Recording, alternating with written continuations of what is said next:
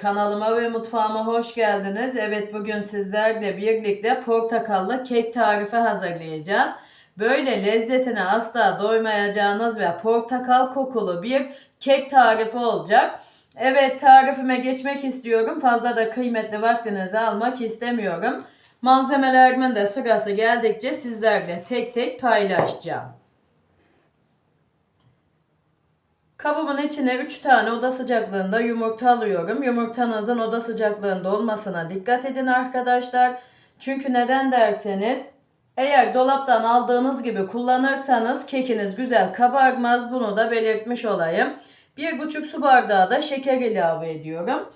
1 su bardağı şeker de ilave edebilirsiniz ama vermiş olduğum ölçülere bu şeker miktarı çok iyi geliyor. Şimdi yumurtamı ve şekerimi 2-3 dakika pürüzsüz hale gelinceye kadar çırpacağım.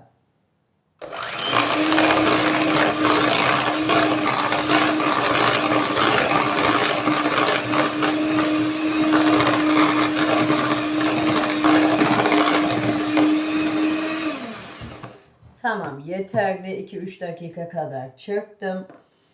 Şimdi oda sıcaklığında 1 bardak süt ilave ediyorum. 1 su bardağı yağ ilave ediyorum. Diğer malzemelerimi almadan önce mikserimle yine bir karıştıracağım 3-4 saniye.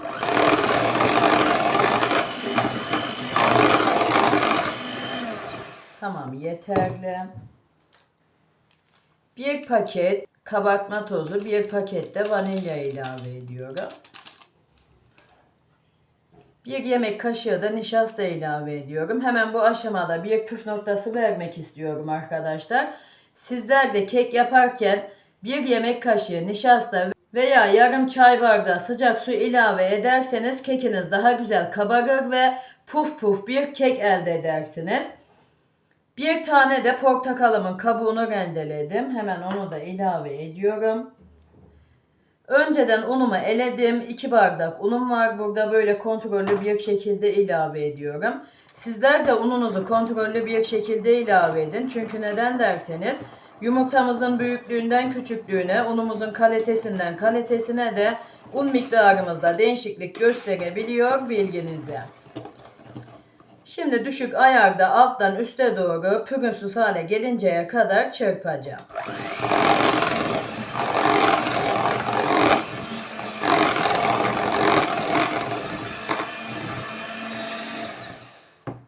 Hemen kalan unumu da ilave ediyorum.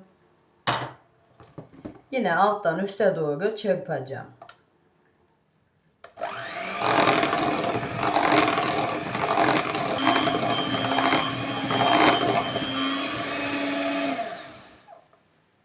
Tamam, yeterli. Pürüzsüz hale gelinceye kadar çırptım 1-2 dakika. Hemen böyle mikserimi kaldırıyorum.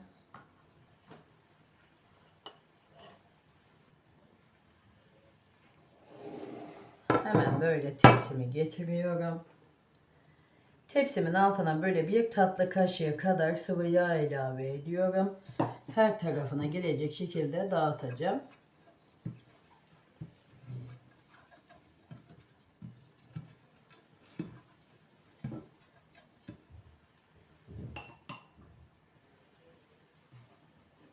Şimdi kek hamurumu eşit olacak şekilde tepsime ilave ediyorum.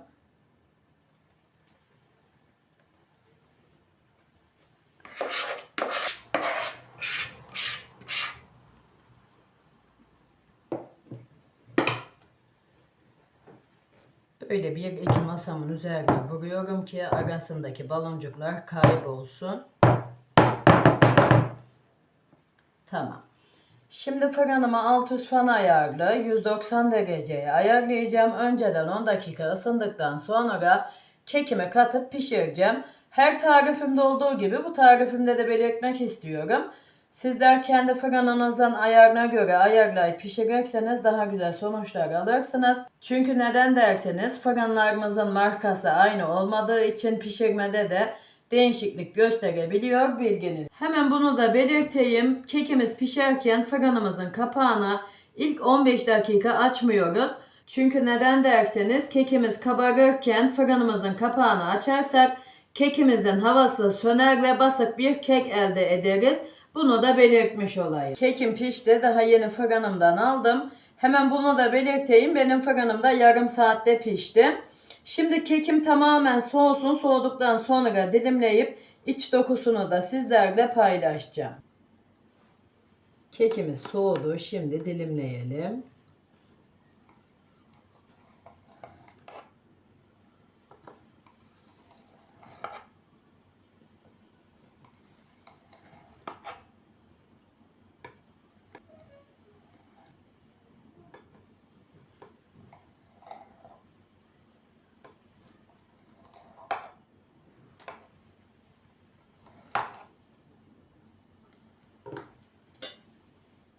Hemen böyle bir dilim çıkarmak istiyorum.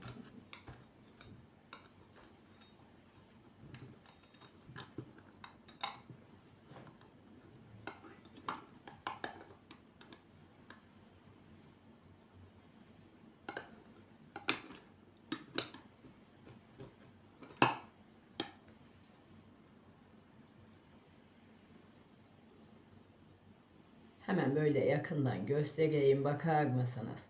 Yani tel tel kabarmaya doyamayan, içi dışı yumuşacık bir kek tarifi oldu. Asla da hamursu değil. Hemen böyle daha da yakından çekmek istiyorum iyice görmeniz için. Sünger gibi kabarmaya doyamayan bir kek tarifi oldu. Kesinlikle gönül rahatlığıyla yapabilirsiniz. Vermiş olduğum püf noktalarına dikkat ederseniz benim gibi böyle çok güzel kekler elde edersiniz. Hemen böyle bir de bölüp göstermek istiyorum. Yani bakar mısınız? Gönül rahatlığıyla yapmak isteyeceğiniz bir kek tarifi oldu.